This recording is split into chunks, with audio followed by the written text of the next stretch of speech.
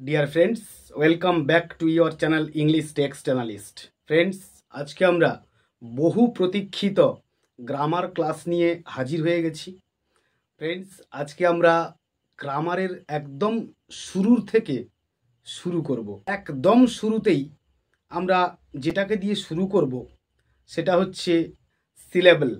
আমরা একটুখানি জেনে নেব যে সিলেবলের ডেফিনেশন কি এবং সিলেবলের ক্লাসিফিকেশনস এবং তার এক্সাম্পলস আমরা একটুখানি এক ঝলক দেখে নেব। দেখো, সিলেবলের ডেফিনেশন দিতে গিয়ে আমরা যেটা জানবো, a syllable is a sound or combination of sounds which can be pronounced at a time or at a single effort of the voice. It constitutes মানে হচ্ছে it forms, গঠিত হয় আর কি, a word or a part of a word. আমরা যদি in short আমরা যদি একটা সিলেবলের ডেফিনেশন নিতে চেষ্টা করি, সেটা হচ্ছে আ সিলেবল ডিপেন্ডস আপন আ ভাওয়েল সাউন্ড। তো সিলেবলকে আমরা মোটামুটি 6 ভাগে ভাগ করব।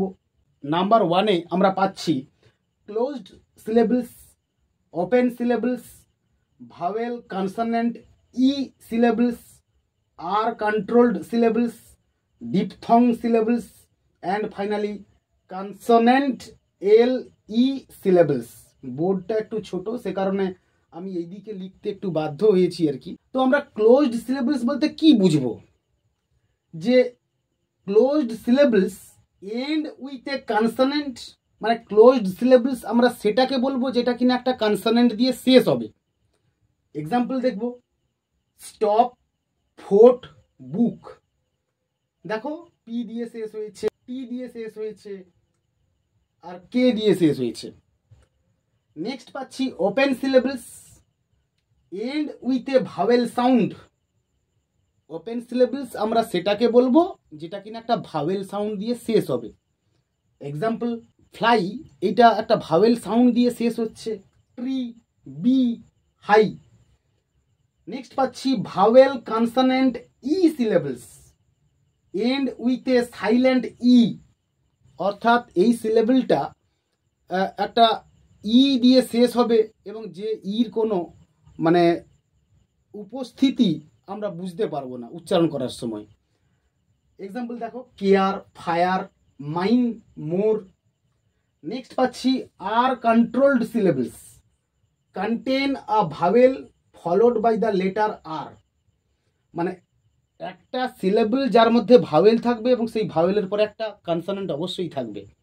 যেমন দেখো, blur, car, sir, for. Diphthong syllables contain two vowels that work together to create a single sound. As for example, তো contain two vowels যার মধ্যে দুটো ভাওয়েল থাকবে, that work together, যে দুটো ভাওয়েল কিনা একসঙ্গে কাজ করবে কি করার জন্য না, to create a single sound, একটা একক শব্দ তৈরি করতে। এক্সাম্পল আসবো, পয়েন্ট। দেখো, P O I N T, O আর আই পরপর বসছে এবং ও আর আই মিলে একটাই সাউন্ড তৈরি করছে। পয়েন্ট, হাউস, এইচ ও ইউএসি, তাহলে ও আর ইউ আছে। ব্রেক, বি আর ই এ কে, তাহলে ই আর এ কে পাচ্ছি একসঙ্গে। বিট, বি ই এ টি, ই আর এ কে আমরা একসঙ্গে পাচ্ছি। ফাইনালি আমরা চলে আসবো যে কনসোনেন্ট এল ই সিলেবলস। তো consonant L E syllables end in L E দিয়ে শেষ হবে, but the vowel sound is not hard, কিন্তু ভাওয়েল সাউন্ডটাকে আমরা সেরকম অর্থে শুনতে পাবো না। তো এক্সাম্পল আমরা দেখলে বুঝতে পারবো, ফাইল, সার্কেল, বাইসাইকেল।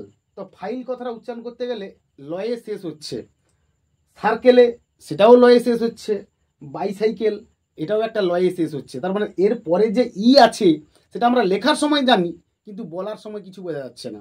তো এই হচ্ছে সিলেবলসের ডেফিনেশন এবং তার ক্লাসিফিকেশনস উইথ এক্সাম্পলস। আমরা নেক্সট চলে আসবো। দেখো, আমরা অ্যাকসেন্ট কাকে বলে একটুখানি জেনে নেব। যে the stress laid on one syllable to distinguish it from another, মানে একটা সিলেবলের উপরে স্ট্রেস পড়বে এবং সেটা কিনা অন্যটার থেকে আলাদা করবে। This may be illustrated from the following words. নিচের শব্দগুলো থেকে আমরা একটুখানি দেখে নেব। দেখো যে নেভার, নেভারটাকে যদি আমরা ভাঙি তাহলে নেভ আর আর এ পাচ্ছি, তো নেভে স্ট্রেস পড়ছে। ওয়েডিং, ওয়েড আর ডিং পাচ্ছি, ওয়েডে স্ট্রেস পড়ছে। বেস্ট, এখানে ইতে স্ট্রেস পড়ছে। তো এই হচ্ছে অ্যাকসেন্ট। নেক্সট আমরা চলে আসব যে লেটার থেকে আমরা পাচ্ছি ওয়ার্ড, ওয়ার্ড থেকে আমরা পাচ্ছি সেন্টেন্স। তো লেটারের ডেফিনেশন, ওয়ার্ডের ডেফিনেশন এবং সেন্টেন্সের ডেফিনেশনে যাওয়ার আগে আমরা একটুখানি দেখে নেব যে লেটারকে ক ভাগে ভাগ করা হয়, ওয়ার্ডকে ক ভাগে ভাগ করা হয় এবং সেন্টেন্সকে ক ভাগে ভাগ করা হয়। আমরা একটুখানি দেখে নেব। দেখো লেটারকে আমরা দুটো ভাগে ভাগ করব। একটা হচ্ছে অ্যাকর্ডিং টু স্ক্রিপ্ট আর হচ্ছে according to sound. According to script আমরা লেটারকে দু ভাগে ভাগ করব। একটা হচ্ছে ক্যাপিটাল লেটার আর একটা হচ্ছে স্মল লেটার। আর অ্যাকর্ডিং টু সাউন্ড আমরা লেটারকে তিন ভাগে ভাগ করব। একটা হচ্ছে consonant, vowel and semi vowel. Semi vowel হচ্ছে ডব্লিউ আর ওয়াই, আমরা সবাই জানি। আর ওয়ার্ডকে আমরা দুটো ভাগে ভাগ করব। একটা হচ্ছে ক্লোজড গ্রুপ আর একটা হচ্ছে ওপেন গ্রুপ। তো ক্লোজড গ্রুপে কি কি রয়েছে দেখো, যে pronoun, preposition, conjunction, interjection and article. আর ওপেন গ্রুপকে আমরা চার ভাগে ভাগ করেছি। একটা হচ্ছে নাউন, ভার্ব, অ্যাডজেক্টিভ আর অ্যাডভার্ব। তো এই ট্রিটা আমরা সম্পূর্ণ করব, তারপরে আমরা এগুলোর ডেফিনেশন এবং এক্সাম্পলসে আমরা আসব। নেক্সট আমরা পাচ্ছি সেন্টেন্স। আমরা সেন্টেন্সের ক্লাসিফিকেশনটা একটুখানি দেখে নেব। দেখো আমরা সেন্টেন্সকে বেসিক্যালি তিন ভাগে ভাগ করব। একটা হচ্ছে অ্যাকর্ডিং টু স্ট্রাকচার বা গঠনগত দিক থেকে, আরেকটা হচ্ছে according to meaning or sense, ভাবগত বা অর্থগত দিক থেকে, আর ফাইনালি পাচ্ছি অ্যাকর্ডিং টু ব্রডলি, মানে ব্যাপক অর্থে বা ব্যাপক আকারে আমরা দু ভাগে ভাগ করব। আবার এই অ্যাকর্ডিং টু স্ট্রাকচারকে আমরা তিন ভাগে ভাগ করেছি, অ্যাকর্ডিং টু মিনিং অর সেন্সকে আমরা পাঁচ ভাগে ভাগ করেছি, আর অ্যাকর্ডিং টু ব্রডলি আমরা দু ভাগে ভাগ করেছি। আমরা একটুখানি এক ঝলক দেখে নেব। দেখো according to structure, simple sentence বা সরল বাক্য, কমপ্লেক্স সেন্টেন্স বা জটিল বাক্য, কম্পাউন্ড সেন্টেন্স বা যৌগিক বাক্য। According to meaning or sense আমরা পাঁচ ভাগে ভাগ করেছিলাম, অ্যাসার্টিভ সেন্টেন্স বা বিবৃতিমূলক বাক্য, ইন্টারোগেটিভ সেন্টেন্স বা প্রশ্নবোধক বাক্য, ইম্পারেটিভ সেন্টেন্স বা অনুজ্ঞাসূচক বাক্য, অপটেটিভ সেন্টেন্স মানে হচ্ছে ইচ্ছাবোধক বাক্য, আর ফাইনালি হচ্ছে এক্সক্লামেটরি সেন্টেন্স, ভাব জ্ঞাপক বা আবেগসূচক বাক্য। আর নেক্সট পাচ্ছি যে ব্রডলি আমরা দু ভাগে ভাগ করেছিলাম, অ্যাফার্মেটিভ সেন্টেন্স বা হাঁ সূচক বাক্য আর নেগেটিভ সেন্টেন্স বা না সূচক বাক্য। তো আমরা এইবার এইগুলোর ডেফিনেশনস এবং এক্সাম্পলস একটুখানি দেখে নেব। দেখো লেটারের ডেফিনেশন কি এবং তার এক্সাম্পলস কি আমরা একটুখানি দেখে নেব। দেখো what is letter? The single meaningful phoneme is called letter, বা বাকযন্ত্রের দ্বারা উচ্চারিত ধ্বনির লিখিত রূপকে লেটার বা বর্ণ বলে, বা ধ্বনির লিখিত রূপ হলো বর্ণ বা letter. Example A B C D E F. Next আমরা চলে আসব ওয়ার্ড এর ডেফিনেশনে। What is word? শব্দ কাকে বলে? A word is a letter or group of letters which makes a complete sense. একটি শব্দ হলো একটি বর্ণ অথবা কতগুলো বর্ণের সমষ্টি যেটা কিনা একটা সম্পূর্ণ অর্থ তৈরি করে। এক্সাম্পল হিসেবে আমরা নেব এ, একটি, এটা একটা শব্দ হিসেবেও আমরা ধরতে পারি। অ্যান, এটাকেও আমরা শব্দ হিসেবে জাজ করতে পারি। Pen, book, chocolate and so on etcetera. Next আমরা চলে আসবো সেন্টেন্সের ডেফিনেশনে। What is sentence? বাক্য কাকে বলে? A sentence is a word or group of words which makes a complete and reasonable sense. একটি বাক্য হলো একটি শব্দ কিংবা কতগুলো শব্দের সমষ্টি যা কিনা একটি সম্পূর্ণ এবং কারণমূলক অর্থ প্রকাশ করে। আমরা এক্সাম্পল হিসেবে নেব, দেখো ইয়াস, হ্যাঁ, এটা একটা বাক্য হতে পারে। নো, এটা একটা বাক্য হতে পারে। আই গো টু স্কুল, আমি বিদ্যালয়ে যাই। ইউ প্লে ফুটবল, তুমি ফুটবল খেলো। তো নেক্সট আমরা চলে আসবো সাবজেক্টের ডেফিনেশনে। তো সাবজেক্ট কাকে বলে না, বাক্যে যার সম্বন্ধে বা যাকে উদ্দেশ্য করে কোনো কিছু বলা হয় তাকে সাবজেক্ট বা কর্তা বা উদ্দেশ্য বলে। আমরা ইংলিশের একটা ডেফিনেশন নিতে পারি এরকম যে about hmm or what we are speaking. আমরা এক্সাম্পল হিসেবে নিতে পারি হি গোজ টু মার্কেট। কে বাজারে যায় না সে বাজারে যায়, হিটা হচ্ছে এখানে সাবজেক্ট। নেক্সট আমরা পাচ্ছি যে উই প্লে ক্রিকেট, কারা ক্রিকেট খেলে না আমরা ক্রিকেট খেলি, তাহলে উইটা হচ্ছে এখানে সাবজেক্ট। সাবজেক্ট সম্বন্ধে যা কিছু বলা হয় তাকে প্রেডিকেট বা বিধেয় বলে। অথবা আমরা এরকম জানতে পারি যে what is said about the subject. আমরা এক্সাম্পল হিসেবে দেখতে পারি, দেখো যে হি গোজ টু মার্কেট, তাহলে সে কোথায় যায় না বাজারে যায়, তাহলে এটা হচ্ছে প্রেডিকেট। উই প্লে ক্রিকেট, আমরা কি করি না আমরা ক্রিকেট খেলি, তাহলে প্লে ক্রিকেটটা হচ্ছে প্রেডিকেট। তো নেক্সট আমরা চলে আসবো যে অবজেক্ট কাকে বলে। আমরা একটুখানি দেখে নেব। দেখো, বাক্যের ক্রিয়াপদকে কি বা কাকে দিয়ে প্রশ্ন করলে যে উত্তর পাওয়া যায় তাকে অবজেক্ট বা কর্ম বলে। এক্সাম্পল হিসেবে আমরা নিতে পারি উই ইট রাইস, আমরা ভাত খাই। তো আমরা কি খাই? ভাত খাই। কাকে প্রশ্ন করলাম? ইটকে। ইটটা কি? বাক্যের ক্রিয়াপদ। নেক্সট পাচ্ছি দে প্লে ক্রিকেট, তারা ক্রিকেট খেলে। তাহলে তারা কি খেলে না ক্রিকেট খেলে। আমরা কিটা প্রশ্ন করলাম কাকে না বাক্যের ক্রিয়াপদ প্লেকে প্রশ্ন করলাম, উত্তর পেলাম কি না ক্রিকেট খেলে। তাহলে রাইসটা হচ্ছে অবজেক্ট, ক্রিকেটটা হলো অবজেক্ট। তো আমরা নেক্সট চলে আসবো একটুখানি, দেখো যে ওপেন গ্রুপ। ওপেন গ্রুপ কাকে বলে না, in this group new words are adding now and then and raises its volume. এই গ্রুপে নতুন নতুন শব্দ যখন তখন যুক্ত হচ্ছে এবং এর ভলিউমকে বৃদ্ধি করছে। যেমন কি না noun, verb, adverb, adjective. Next পাচ্ছি closed group, no inclusion should be added. এই গ্রুপে আর কোনো সংযোগ হচ্ছে না। তো সেগুলো কি কি না pronoun, preposition, conjunction, interjection, article. তো আমরা এইবার এইগুলোর ডেফিনেশন এবং এক্সাম্পলসে চলে আসবো। দেখো, নাউন কাকে বলে? Noun is a naming word. কোনো কিছুর নাম বোঝালেই তাকে নাউন বলা হয়। Example, Akash is a good boy, they live in Kolkata. তাহলে আকাশটা কি? আকাশ হচ্ছে একটা নাউন, আর নাউন কথার অর্থ হলো বিশেষ্য পদ। নেক্সট আসবো প্রোনাউন বা সর্বনাম পদ। নাউনের পরিবর্তে যে সমস্ত ওয়ার্ড ব্যবহার করা হয় তাকে প্রোনাউন বলে। Example, I, we, you, you, he, she, they, it. তো Akash is a good boy, he plays cricket বা হি প্লেজ ওয়েল।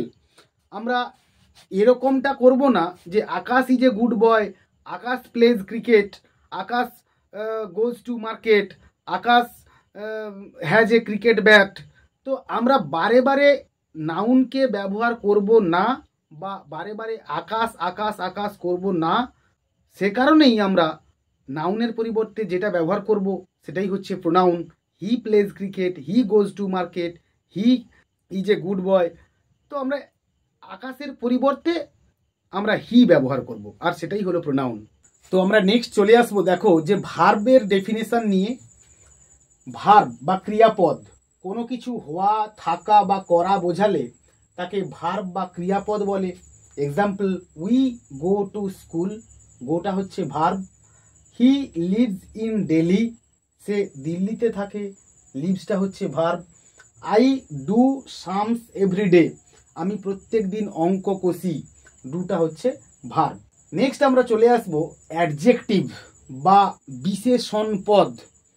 যে সমস্ত ওয়ার্ড দ্বারা নাউন বা প্রোনাউনের দোষ, গুণ, অবস্থা, সংখ্যা, পরিমাণ, আকৃতি, পরিমাপ প্রভৃতি বোঝায় তাকে বলা হচ্ছে অ্যাডজেক্টিভ বা বিশেষণ পদ। আমরা এক্সাম্পলে চলে আসবো। দেখো যে honesty is the greatest virtue, সততাই হচ্ছে মহানতম গুণ। তাহলে অনেস্টিটা হচ্ছে অ্যাডজেক্টিভ। আর রেড ফ্লাওয়ার মানে লাল ফুল, রেড এটা একটা গুণ বোঝাচ্ছে। আগেরটা যেমন অনেস্টিটা একটা গুণ বোঝাচ্ছিল। আবার ডার্ক রুম, অন্ধকারাচ্ছন্ন ঘর, তাহলে এটা একটা দোষ বোঝাচ্ছে, ঘরটা অন্ধকার। তাহলে ডার্কটা হচ্ছে এখানে অ্যাডজেক্টিভ বা বিশেষণ। তো আমরা নেক্সট চলে আসবো। দেখো যে অ্যাডভার্ব, যে সমস্ত ওয়ার্ড একটি নাউন, একটি ভার্ব, একটি অ্যাডজেক্টিভ কিংবা বাক্য মধ্যস্থিত অপর একটি অ্যাডভার্বকে মডিফাই করে বা বিশেষিত করে তাকে অ্যাডভার্ব বলে।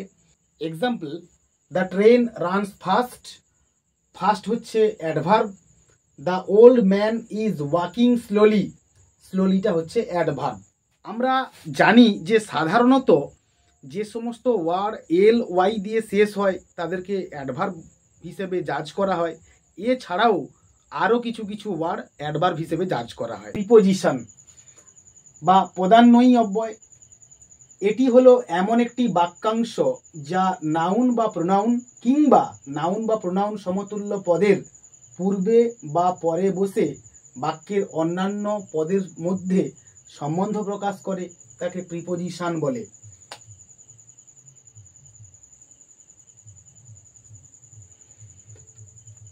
Example, the cat is behind the almirah, বিড়ালটি আলমারির পেছনে রয়েছে। তাহলে বিহাইন্ড বা পেছনে বোঝাতে এটা একটা preposition. The sun rises in the east, সূর্য পূর্ব দিকে উদিত হয়, ইনটা হচ্ছে একটা প্রিপোজিশন। নেক্সট আমরা একটুখানি দেখে নেব লিস্ট অফ প্রিপোজিশনস।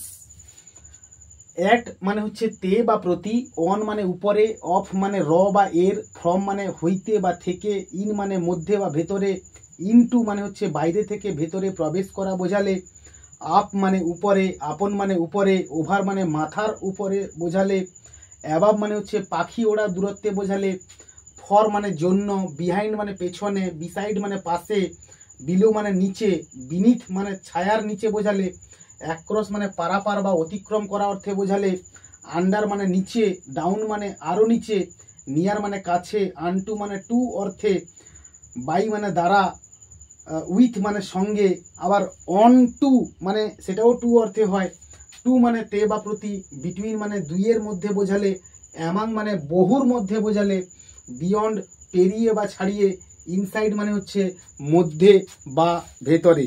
আরও অনেক প্রিপোজিশনস রয়েছে, তো আমরা আপাতত এইগুলো এখন জানবো। নেক্সট আমরা একটুখানি চলে আসবো কনজাংশন। যে সমস্ত ওয়ার্ড দুটি আলাদা বাক্যকে পরস্পর একসঙ্গে যুক্ত করে কিংবা পরস্পর থেকে আলাদা করে বা কোনো শর্ত আরোপ করে তাকে কনজাংশন বা সংযোজক অব্যয় বলে। Example, Ram and Shyam go to market, Ram এবং শ্যামকে অ্যান্ড দিয়ে যুক্ত করা হয়েছে, এই অ্যান্ডটা হলো conjunction. He is poor but honest, বাটটা হলো এখানে কনজাংশন। আর দেখে নেব list of conjunctions. And, but, as, or, because. Finally আমরা একটুখানি চলে আসবো। দেখো ইন্টারজেকশন বা আবেগ সূচক বা ভাব জ্ঞাপক অব্যয়, যে সমস্ত ওয়ার্ড দ্বারা বক্তার মনের ভাব বা আবেগ যেমন আনন্দ, দুঃখ, লজ্জা, ঘৃণা, শোক, উচ্ছ্বাস, কামনা, বাসনা প্রভৃতি প্রকাশ পায় তাকে ইন্টারজেকশন বলে। এক্সাম্পল, অ্যালাস মানে হচ্ছে হায়, হি ইজ নো মোর, তিনি আর বেঁচে নেই। ফাই মানে হচ্ছে ছি, ইউ আর এ লায়ার, তুমি একজন মিথ্যেবাদী। হুররে, কি আনন্দ, we have won the match, আমরা খেলায় জিতেছি।